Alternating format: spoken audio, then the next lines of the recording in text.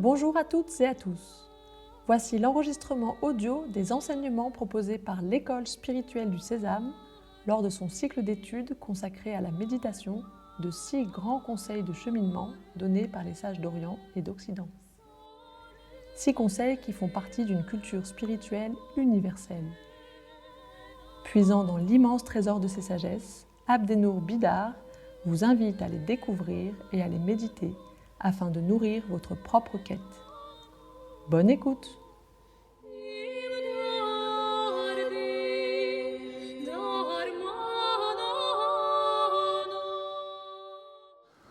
Bonjour à toutes, bonjour à tous.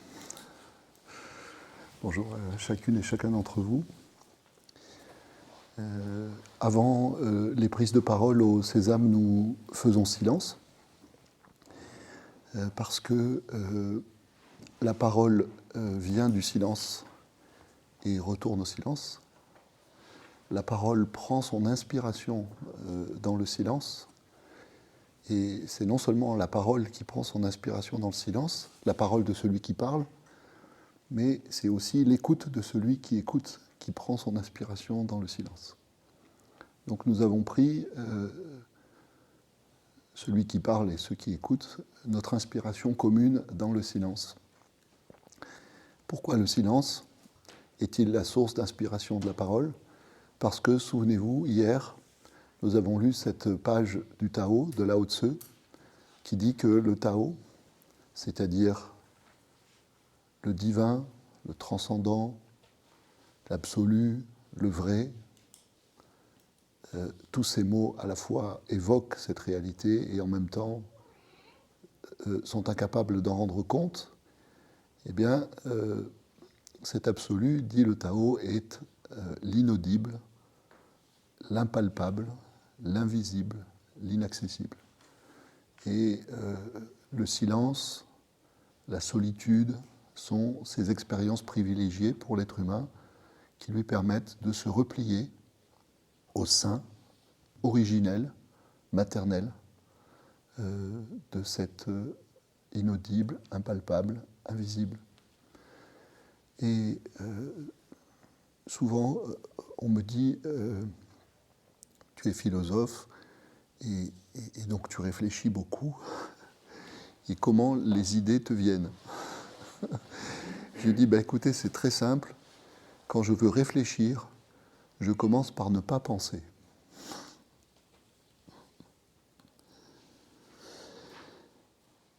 Fréquenter les sages, devenir son propre maître. Hier, déjà, nous nous sommes questionnés sur la raison pour laquelle il est conseillé de façon unanime par les différentes traditions spirituelles de fréquenter les sages. Aujourd'hui, nous allons nous pencher sur la signification du deuxième élément de la proposition. Que signifie le fait de devenir son propre maître ?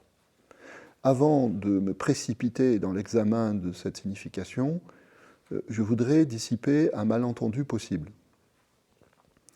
Il ne s'agit pas nécessairement de se représenter les deux de manière successive. D'abord, je fréquente les sages, et ensuite, je deviens mon propre maître. D'abord, je cherche un maître extérieur, et ensuite, je tente, j'essaie, je m'efforce de devenir mon propre maître. La vie spirituelle a horreur de la mécanique, c'est-à-dire des schémas qui seraient fixes. À certaines, il est donné de rencontrer des sages, des maîtres, de suivre leurs enseignements, et puis un jour de s'affranchir ou d'être affranchi par ces sages ou ces maîtres de leur autorité. Et le maître, à ce moment-là, leur dit « tu es prêt à cheminer tout seul » ou toute seule. Ça peut se passer comme ça peut ne pas se passer comme ça.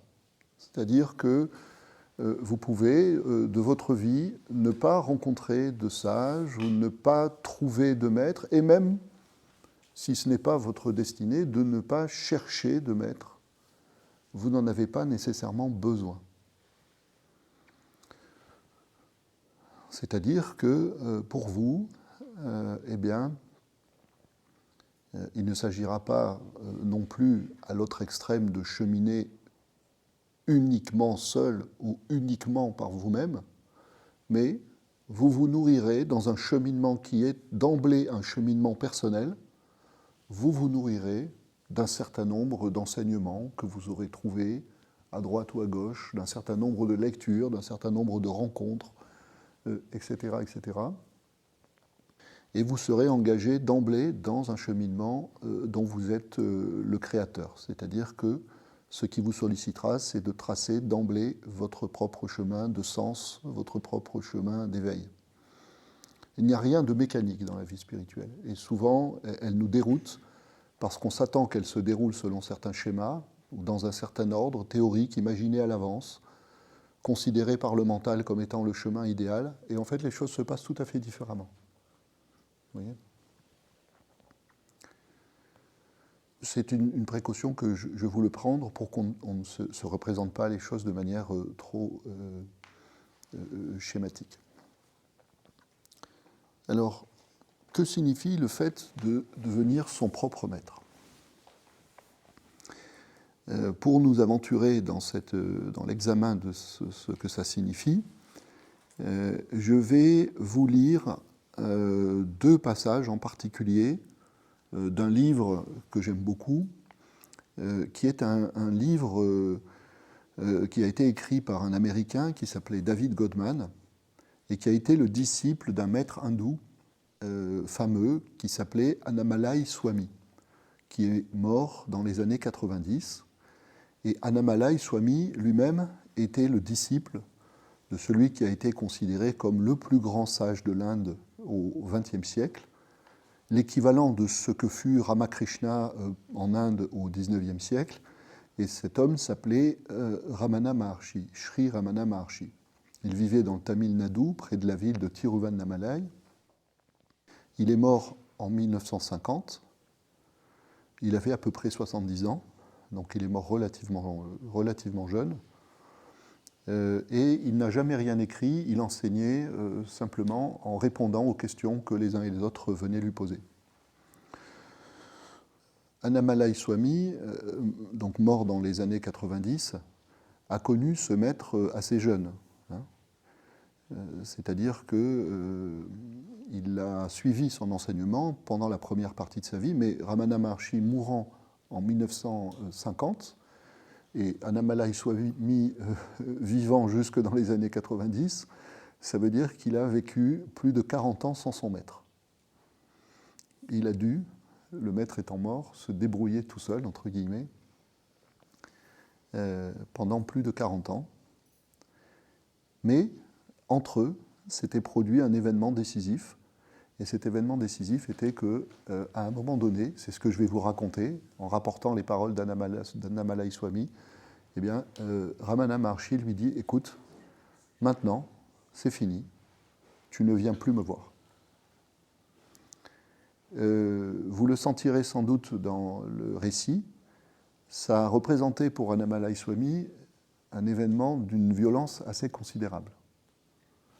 Même si les choses se sont faites de façon douce et selon une politesse spirituelle que nous les musulmans on appelle un adab particulier,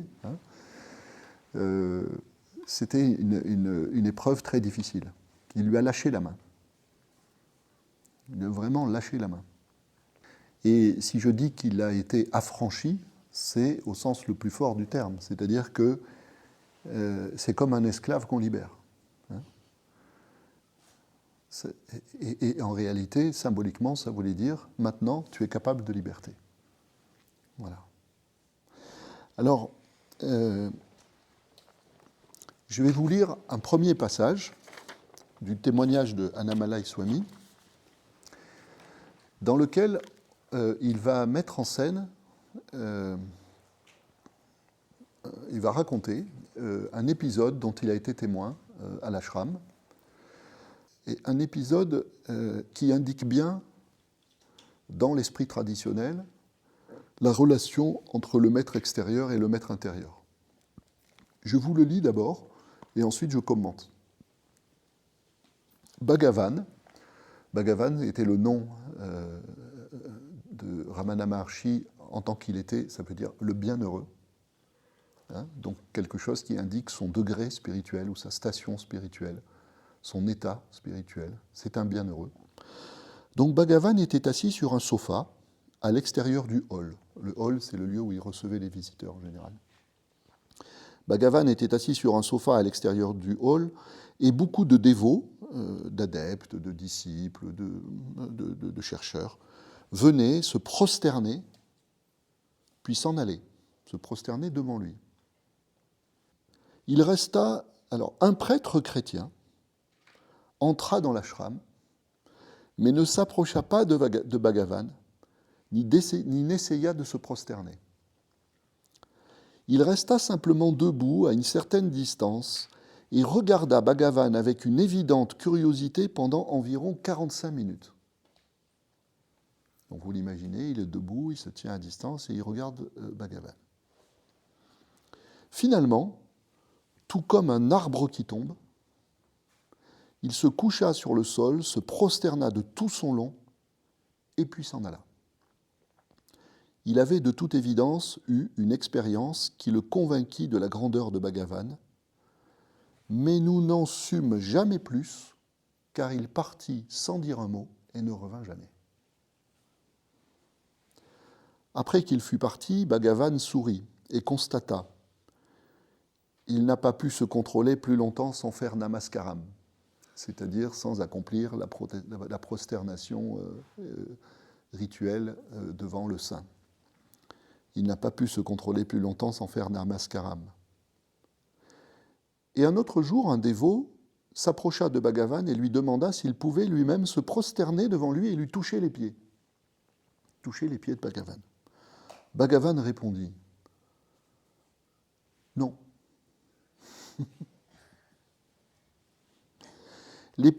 Et alors il explique. Alors attention, hein. Les pieds réels de Bhagavan, est-ce que je peux me prosterner devant vos pieds? Bhagavan dit non. Pourquoi? Parce que les pieds réels de Bhagavan n'existent que dans le cœur du dévot. S'agripper incessamment à ses pieds intérieurs, est le vrai bonheur, et la vraie prosternation, et la vraie dévotion. Et donc vous serez très déçus si vous vous agrippez à mes pieds de chair et que vous vous prosternez devant moi. Parce qu'un jour, ce corps de chair disparaîtra. Le culte le plus grand, c'est le culte des pieds du gourou qui sont en nous-mêmes. Le culte le plus grand, c'est le culte des pieds du gourou qui sont en nous-mêmes. Voilà. Alors, d'une certaine façon, tout est dit. J'ai choisi ce passage parce qu'il exprime les deux choses que nous cherchons à exprimer dans cette séance d'études. À savoir, d'abord, le fait qu'il y a un intérêt à fréquenter les sages et à reconnaître la sagesse. C'est ce qui arrive aux prêtres chrétiens. Et c'est ce qui arrive aux prêtres chrétiens parce que, comme le disait l'Upanishad que j'ai cité hier, il s'est approché convenablement du sage, il s'est approché convenablement du maître, c'est-à-dire avec une écoute, une attention suffisante. Il est resté debout 45 minutes. C'est une scène archétype, hein, si vous voulez, ce n'est pas 45 minutes de manière littérale qui est important, voyez.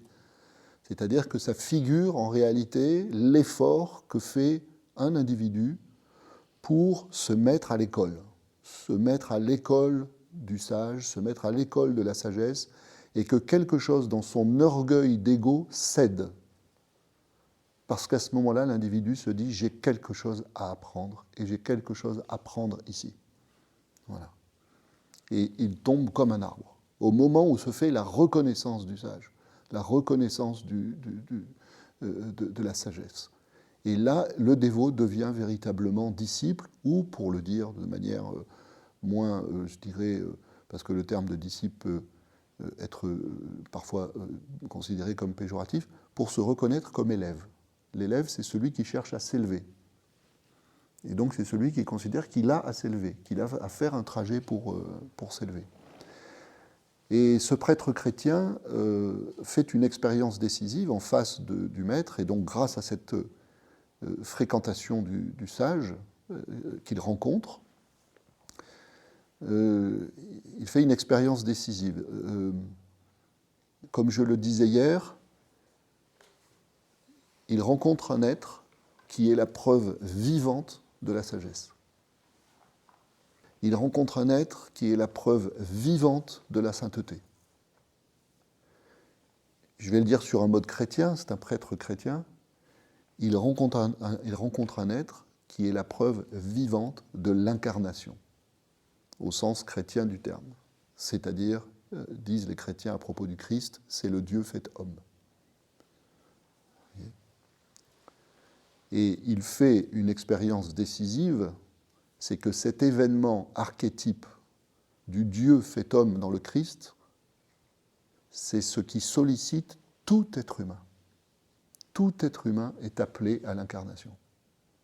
C'est-à-dire, tout être humain est appelé à réaliser en soi le divin. Et c'est la raison profonde pour laquelle il s'agit, pour chacune et chacun d'entre nous, de devenir à un moment donné son propre maître. Non pas pour installer l'ego au centre de notre vie spirituelle, mais pour nous orienter vers le divin qui est en nous-mêmes. Comme le disait le mystique rhénan Angelus Silesius, un héritier de Maître Eckhart, plusieurs siècles après Maître Eckhart, Angelus Silesius, on est au XVIIe siècle.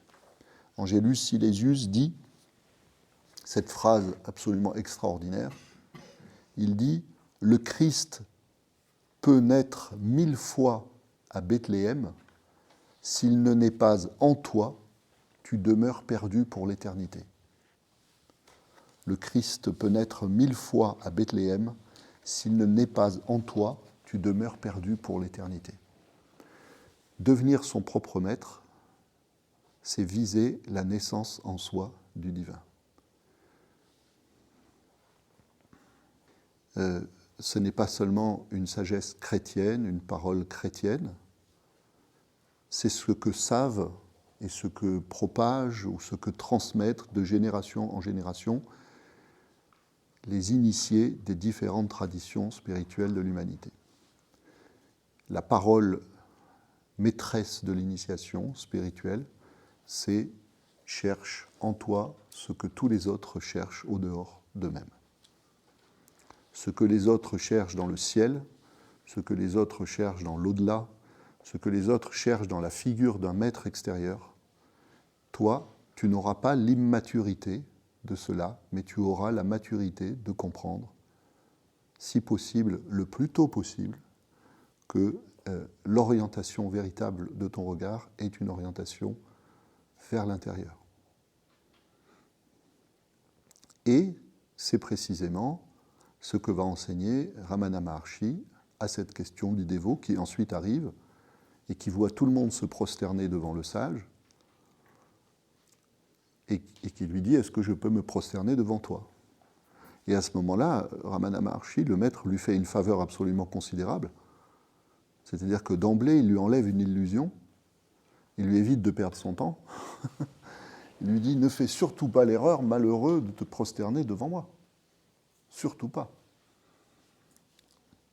C'est ce que lui dit là Ramana Maharshi, c'est pas facile à entendre peut-être, parce que dans un certain nombre de civilisations traditionnelles, on manifeste une vénération extrême envers les saints. On leur embrasse la main, on se prosterne devant eux, on essaye de les toucher, etc., etc. De là d'ailleurs beaucoup de dérives qui sont liées à ce qu'on peut appeler une idolâtrie du maître, une idolâtrie du sage, un culte excessif de la personnalité, et ce qui entraîne, celui qui en a très bien parlé dans les chemins de la sagesse, c'est Arnaud Desjardins, il y a un certain nombre d'années, ce qui entraîne une relation qui est en réalité une relation infantile de dépendance envers le maître extérieur. Voilà. Et c'est donc la raison pour laquelle Ramana Maharshi dit le véritable maître est en toi. Et dans un autre passage que je vais vous lire, c'est un passage qui n'est plus dans le livre d'Annamalai Swami, mais un passage qu'on trouve dans les questions-réponses du Maharshi avec ses différents interlocuteurs. C'est un passage qui relate une parole qu'il a prononcée en 1937. Eh bien, Ramana Maharshi interroge les disciples ou les élèves qui viennent, ou les visiteurs, qui viennent l'interroger, et il les interroge de la manière suivante. Il leur dit, mais la façon dont tu me perçois, dont tu te perçois, dont tu nous perçois là, dans la relation qu'on a l'un avec l'autre, et est-ce qu'elle est juste ? C'est-à-dire que tu te perçois dans ta forme de disciple, tu me perçois dans ma forme de sage ou dans ma forme de maître. Mais est-ce qu'il y a vraiment deux formes ?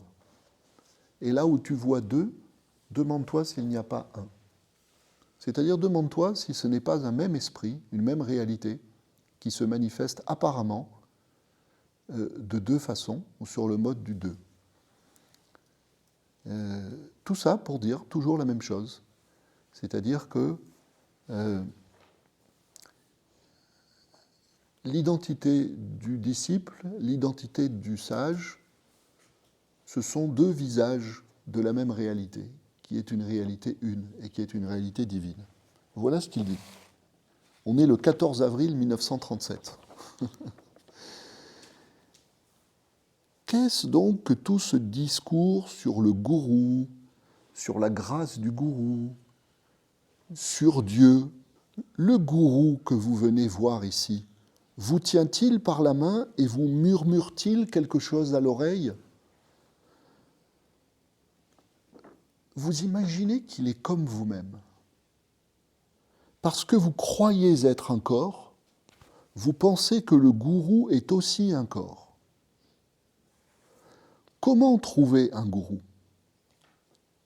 Dieu qui est présent dans sa grâce, là il reprend tout le vocabulaire habituel, le gourou, je trouve un gourou, il y a un Dieu, il y a la grâce du gourou, il y a la grâce du Dieu, et vous allez voir comment petit à petit, il va faire de toutes ces entités qui nous apparaissent comme étant séparées les unes des autres, une seule et même réalité qui se déploie. Vous voyez ? Comment trouver un gourou ? Dieu qui est présent dans sa grâce, prend en pitié le dévot fervent et se manifeste alors sous une forme qui correspond au niveau de compréhension et d'appréhension de celui-ci.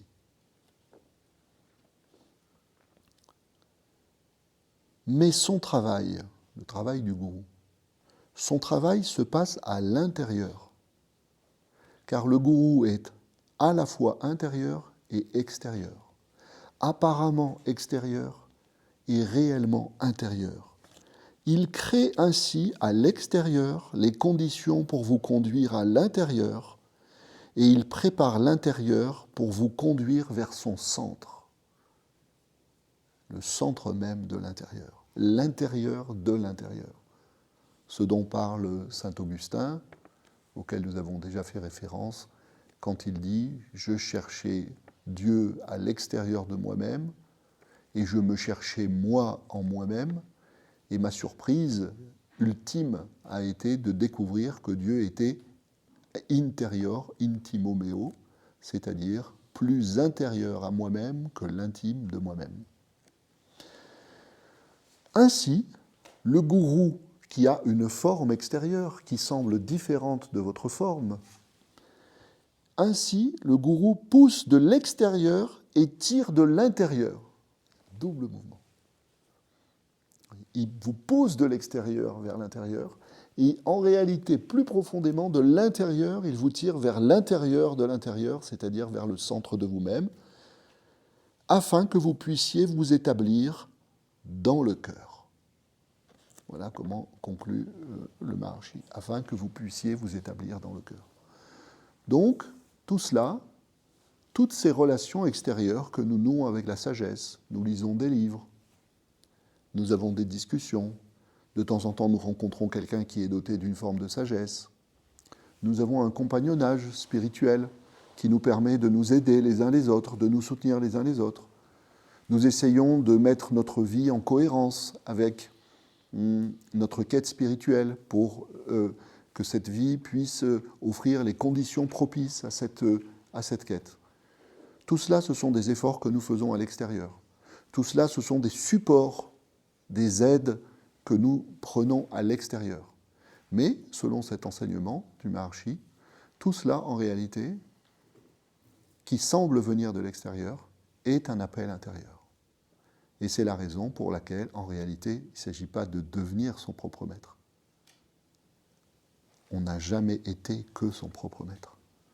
C'est-à-dire qu'on n'a jamais été appelé d'ailleurs que de l'intérieur. On n'a jamais été appelé d'ailleurs que de l'intérieur de l'intérieur.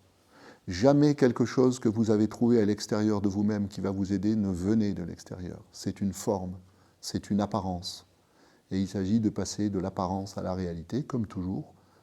Le chemin spirituel étant un chemin d'éveil, c'est-à-dire un chemin de dévoilement, de tajalli, comme disent les soufis, de fatah, c'est-à-dire d'ouverture intérieure, c'est-à-dire de prise de conscience que, en réalité, tout cela ne vient jamais que de l'intérieur. Vous n'avez jamais affaire qu'à vous-même.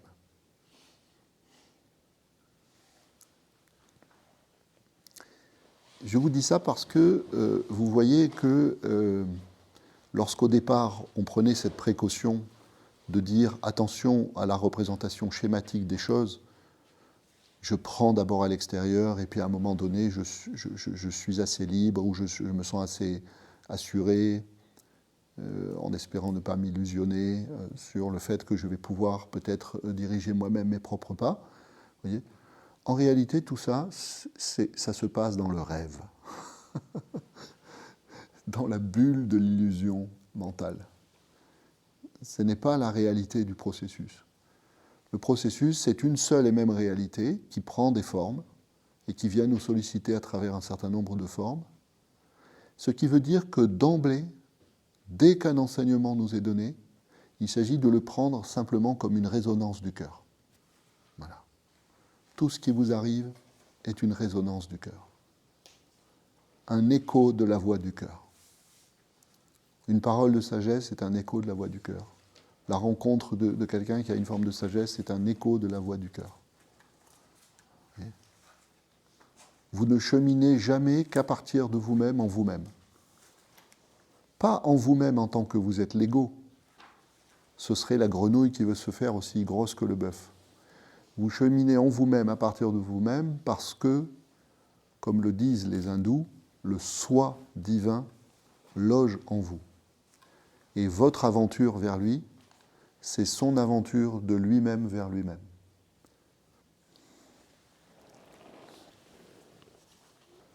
Donc devenir son propre maître à cet égard, c'est laisser en soi, le soi, prendre conscience qu'il n'a jamais affaire qu'à lui-même. C'est une étape décisive que la plupart des disciples des différentes voies ne franchissent jamais.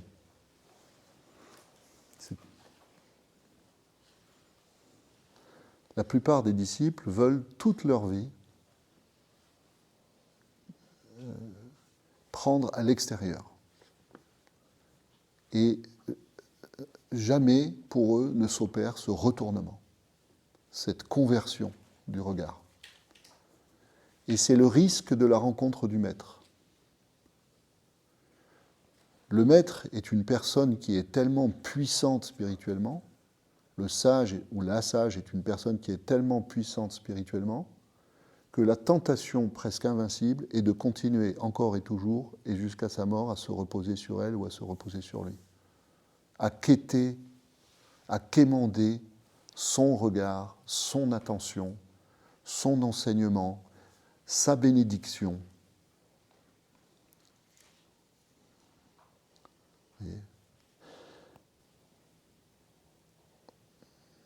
De ce point de vue-là, être disciple, pardon, je vais dire quelque chose d'un petit peu fort et évidemment à consommer avec modération, mais c'est presque une malédiction que de devenir le disciple de quelqu'un.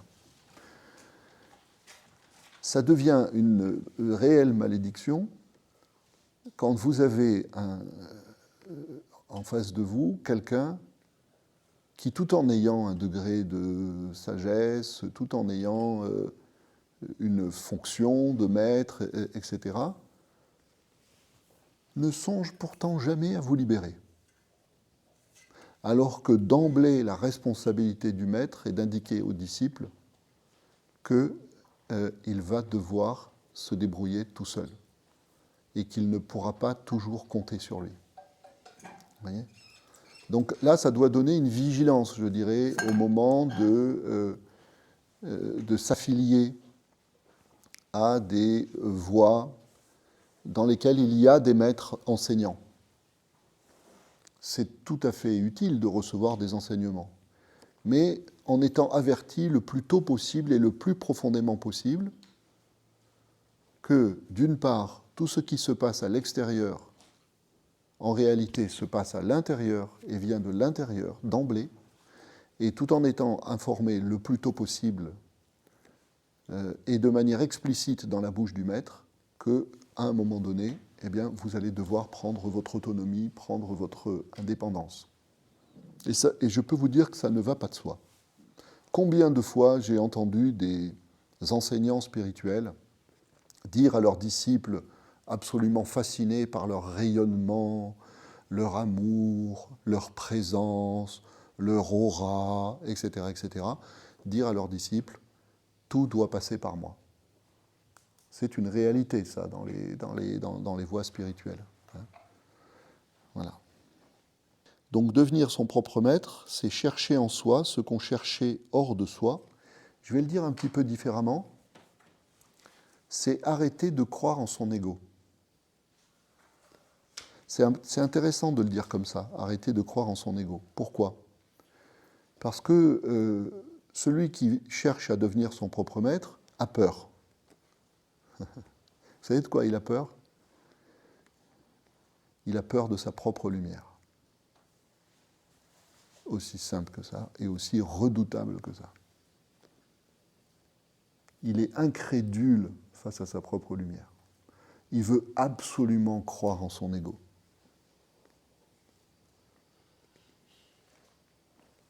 Le plus grand piège de l'ego, c'est de nous faire croire en son existence. Et là encore, dans beaucoup de voies spirituelles, vous entendez un discours sur l'ego. Il ne faut surtout pas t'écouter toi-même. Parce que si tu t'écoutes toi-même, tu écoutes ton ego. Et ton ego ne t'envoie que des suggestions mauvaises. Dans la tradition musulmane, on dit c'est la nafs, l'âme, dans le sens, je dirais, luciférien, ou diabolique du terme. N'écoute pas ta nafs.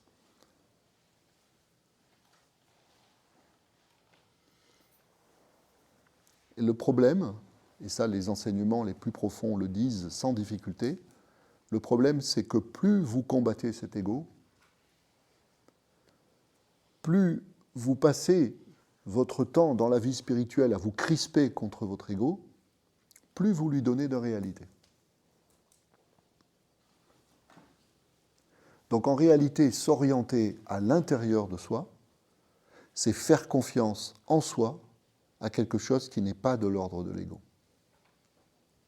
C'est ne pas accorder un regard à l'ego. Devenir son propre maître, je le disais tout à l'heure, ce n'est pas laisser l'ego régner, c'est arrêter de croire qu'il règne sur quoi que ce soit. Se défaire de l'illusion qu'il règne sur quoi que ce soit. Et la seule façon de se défaire de cette illusion, c'est de viser de façon inébranlable en soi le soi, c'est-à-dire de se diriger de façon inébranlable vers son propre cœur. Quoi que je vise dans ma méditation, je vise le secret de mon cœur, de mon propre cœur. Comme le dit un adage soufi, les cœurs des connaissants sont les tombeaux des secrets. Non seulement les tombeaux des secrets, mais le lieu d'irradiation des secrets. C'est-à-dire, dans cette tradition soufie, on dit, dans les cœurs des connaissants, il y a les asrar, c'est-à-dire les secrets, et de ces secrets irradient les anwar, c'est-à-dire les lumières. Vous voyez ?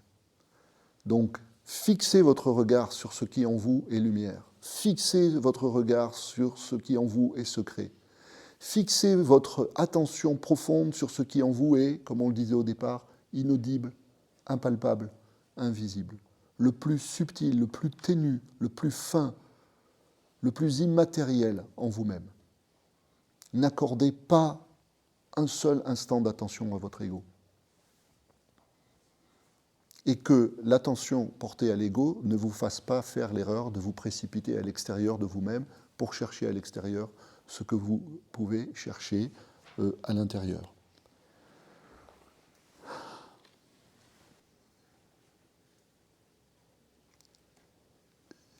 C'est un grand enseignement, ça, l'enseignement relatif à la méditation sur ce qu'on appelle l'ego.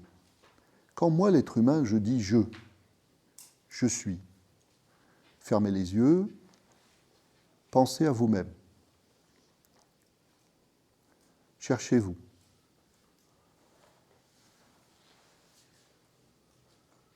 Je suis. Moi. Je suis, j'existe, disait Descartes.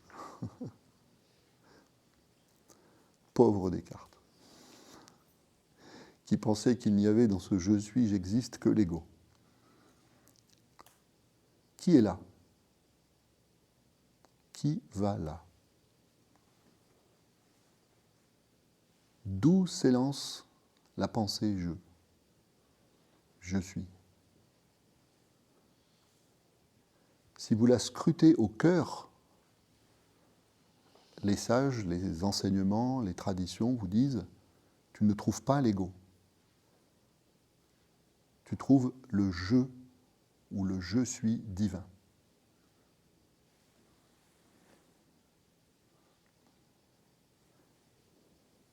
Dans le Coran, il y a un verset de la sourate 20, c'est le verset 14, qui dit, je vous le dis en arabe, je le cite souvent, pardon pour ceux qui m'ont déjà entendu le citer, qui doivent commencer à en avoir marre, c'est « Innani anallah, la ilaha illa ana. Innani anallah, la ilaha illa ana. Innani anallah, la ilaha illa ana. » C'est Dieu qui dit « En vérité, je suis Allah. Je suis Dieu. » C'est ce divin qui dit « je ». C'est ce divin qui dit « je suis ». C'est ce divin, c'est ce je divin suprême qui parle, qui prend conscience de soi dans chacun de nos « je suis ». En vérité, je suis Dieu. Innani anallah. Et vous voyez, la formule coranique elle-même est une formule de méditation parce qu'elle indique une prise de conscience. Et donc, elle peut servir de support à l'exercice de la prise de conscience de soi. Innani, mais oui, voilà, en vérité, en réalité, bien sûr. Innani. Vous voyez comment vous pouvez, avec un certain nombre de paroles sacrées, qu'on appelle des mantras, qu'on appelle des... etc., vous servir de support pour justement travailler cette prise de conscience de ce que vous pensiez être autre que vous et qui est en réalité la fine pointe de votre être, ce qu'on appelait autrefois la fine pointe de l'âme. Innani anallah, la ilaha illa ana, c'est-à-dire il n'y a pas d'autre réalité que je suis. Incroyable. Je suis en arabe, là c'est ana. Il n'y a pas d'autre réalité que je suis. Si mon ego dit ça, bon, le pauvre, il fait une petite crise narcissique d'omni-existence, il va être très déçu, parce que tout ça va s'arrêter. Vous voyez ? Qui dit ça ? Qui dit ça ? Voilà. Donc, c'est l'enjeu, si vous voulez, du fait de devenir son propre maître, c'est de se fixer sur en soi ce qui est au-delà de soi. En soi, ce qui est au-delà de la conscience ordinaire de soi. En soi, sur ce qui est au-delà de l'expérience ordinaire de soi. Alors, parfois, se produit ce schéma traditionnel du maître extérieur qui libère le disciple, parce qu'il lui dit, écoute, tu t'es suffisamment attaché à moi, et maintenant, je te rends ta liberté, je t'affranchis, tu n'as plus besoin de moi, et c'est ce que va raconter Annamalai Swami au sujet de sa relation avec Bhagavan, avec Ramana Maharshi. Il a passé une grosse dizaine d'années à l'ashram, une dizaine d'années qui a été décisive pour la vie de l'ashram. On est dans l'entre-deux-guerres, parce que c'est le moment où la réputation du Maharshi a commencé à se répandre dans toute l'Inde, bon, jusqu'à devenir absolument exceptionnelle. Hein. Lorsque le Maharshi meurt, la première ministre de l'Inde, qui avait succédé à Nehru, qui était Indira Gandhi demande pour Ramana Maharshi des funérailles nationales et fait financer par l'État indien la construction de son mausolée. Donc c'est vraiment une figure majeure. Et Annamalai Swami raconte d'ailleurs que Gandhi lui-même, sans lien de parenté avec Indira Gandhi, mais le Gandhi que nous connaissons tous, qui a une notoriété mondiale, considérait lui-même le Maharshi comme véritablement l'incarnation du sage indien tel que l'Inde a pu en produire millénaire après millénaire, au point que Gandhi, dit-on, ne prenait pas une décision importante sans avoir été consulté, sans avoir envoyé quelqu'un consulter le Maharshi. Et pour vous donner une idée de la place qu'il a pu prendre dans la vie spirituelle indienne à ce moment-là. Alors, Annamalai Swami donc, a participé à cette période décisive dans l'entre-deux-guerres où Ramana Maharshi a commencé à être connu et où il fallait construire l'ashram. Donc remplacer ce qui était au départ quasiment des huttes en paille par des bâtiments en dur. Donc ils ont construit tout un ensemble de bâtiments.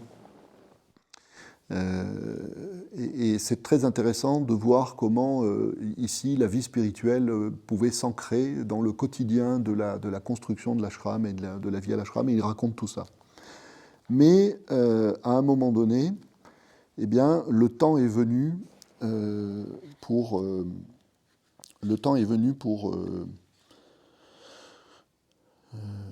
Annamalai Swami d'être libéré. Et c'est ce que je voudrais vous lire, si j'arrive à retrouver le passage.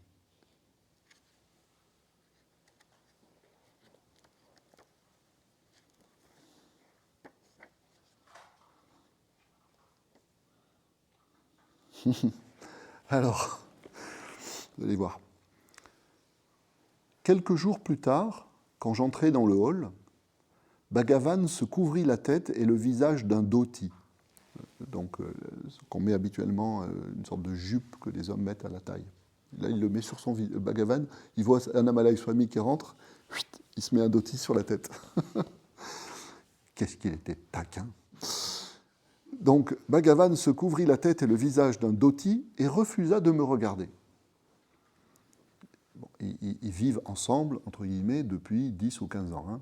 Ils sont dans une intimité, une proximité unique dans l'ashram. C'était très inhabituel. Normalement, il m'accueillait avec quelques paroles amicales quand j'arrivais. Et il se comporta exactement de la même manière les 2 soirs qui suivirent.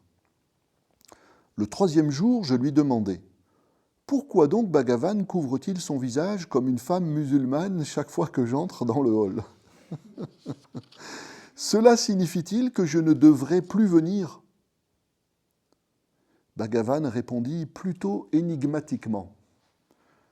Je ne fais que me comporter comme Shiva. Pourquoi me parlez-vous ? Merci, maître.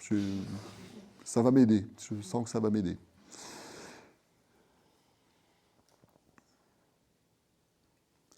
J'y vis l'indication que Bhagavan ne voulait plus que je vienne le voir. Je sortis du hall et restai debout sous un arbre, désemparé. Au bout d'un moment, Bhagavan me rappela.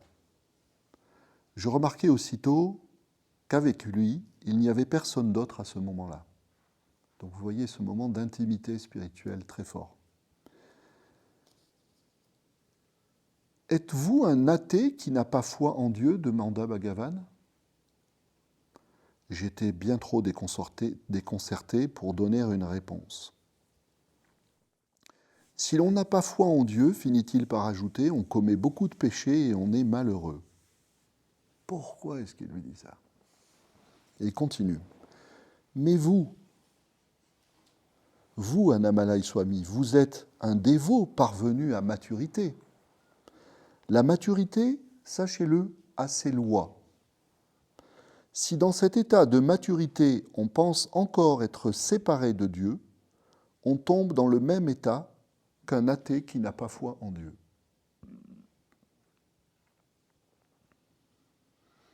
Ce qu'il lui dit, c'est il y a l'homme qui n'a pas foi en Dieu, et pour un dévot parvenu à maturité, il est trop tard pour croire en Dieu.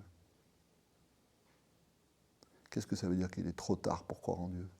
Ça veut dire qu'il est trop tard pour croire encore en un Dieu extérieur à vous. Et c'est ce qu'il va lui expliciter.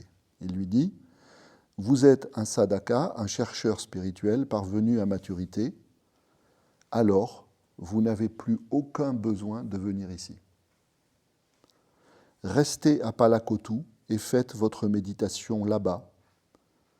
Essayez d'effacer l'idée que vous êtes différent de Dieu. Essayez d'effacer l'idée que vous êtes différent de Dieu. Devenir son propre maître. Il le congédie en lui donnant une dernière indication. Voyez, essayez d'effacer l'idée que vous êtes différent de Dieu. Et à partir de là, Annamalai Swami n'ira, tenez-vous bien, plus jamais voir le Maharshi. Il va aller vivre à quelques kilomètres, dans une sorte d'ermitage, dans ce lieu qui est nommé Palakotu. Lorsque le Maharshi va mourir, petit à petit après sa mort, lui-même va être considéré comme un sage, comme un enseignant, les gens vont aller se mettre autour de lui, etc. Il va perpétuer aussi la mémoire et les enseignements de Ramana Maharshi, mais il n'ira plus jamais le voir. Il n'ira plus jamais le voir, et d'ailleurs, je vous raconte une anecdote qu'il rapporte, et après j'arrêterai de faire référence à ce livre. Il rapporte une anecdote qui est la suivante. Au moment où Ramana Maharshi tombe malade, parce qu'il va mourir malade, il avait un cancer qui avait métastasé. Et au moment où il va mourir, il est encore conscient. Tous les dévots de tous les coins de l'Inde affluent vers Tiruvannamalai et viennent essayer de recevoir une dernière fois ce qu'on appelle son darshan, c'est-à-dire vraiment le regard du sage et ce qui se transmet dans ce regard et cette présence. Et tous les plus proches disciples du Maharshi qui l'ont suivi pendant des années et des années et des années sont autour de lui. Et donc, ils sont autour de qui? Ils sont autour du maître extérieur. Et cette scène que leur raconte Annamalai Swami me fait beaucoup penser à, du côté occidental, ce que Platon raconte de la mort de Socrate. Si vous avez eu l'occasion de lire quelque chose sur la mort de Socrate, vous allez voir que c'est à peu près la même scène.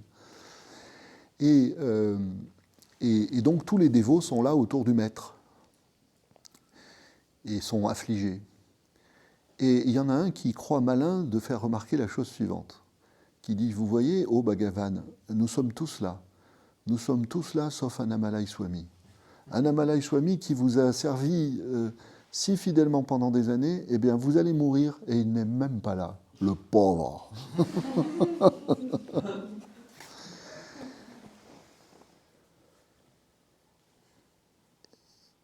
Un dévot dit donc, Annamalai Swami a servi Bhagavan pendant longtemps.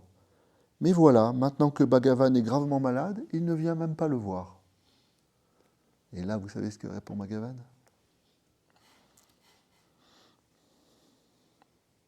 Bhagavan dit, oui, vous autres, vous êtes ici, mais vos cœurs sont ailleurs. Lui, il est ailleurs, mais son cœur est ici.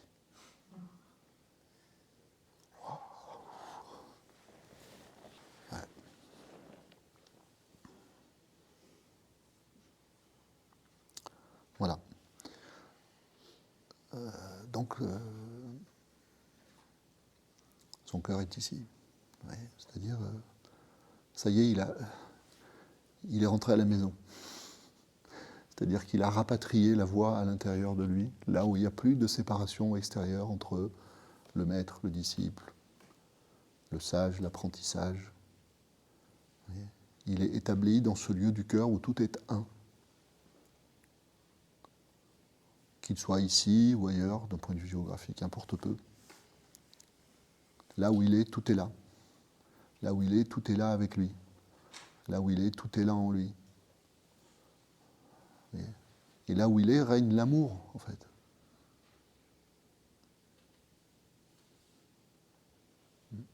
Bon. Voilà.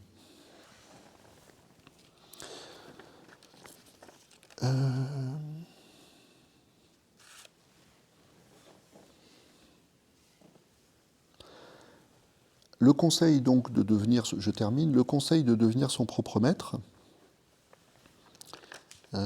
c'est donc le conseil de regarder par-delà les apparences du toi et du moi, d'une sagesse intérieure et d'une sagesse extérieure. Et je crois que ça nous enjoint, quoi qu'on ait besoin d'aller prendre à l'extérieur, chacune d'entre nous fait sa propre expérience spirituelle, c'est-à-dire que aux uns, il va être donné de rencontrer des sages ou des maîtres ou des livres décisifs, etc., etc. Mais peut-être que cet enseignement, d'emblée, doit nous donner une indication sur la véritable orientation. C'est-à-dire qu'à chaque fois que moi, l'être humain, je trouve quelque chose à l'extérieur de moi, je peux faire cet effort, je peux faire cet exercice de le rapatrier. C'est-à-dire de comprendre d'abord théoriquement ce qui est dit là, c'est-à-dire qu'il vient en réalité du dedans, et d'essayer de vivre cela, vous voyez, de le ressentir profondément, d'en avoir l'intuition profonde. Vous lisez une phrase chez un sage qui a vécu à telle ou telle époque. C'est votre propre cœur qui vient vous chercher. Vous pouvez travailler avec ça. Ça, c'est vraiment de l'ordre de l'exercice. C'est votre propre cœur qui vient vous chercher. Regardez ici, vous êtes au Sésame, peut-être que vous, on l'espère, vous passez des belles journées. Ce sont des conditions extérieures qui sont proposées, c'est votre propre cœur qui vient vous chercher. C'est un cadeau de votre propre cœur. Si vous ne perdez jamais ça de vue, d'emblée, quelles que soient les rencontres que vous faites à l'extérieur, en fait, vous travaillez d'ores et déjà à devenir votre propre maître.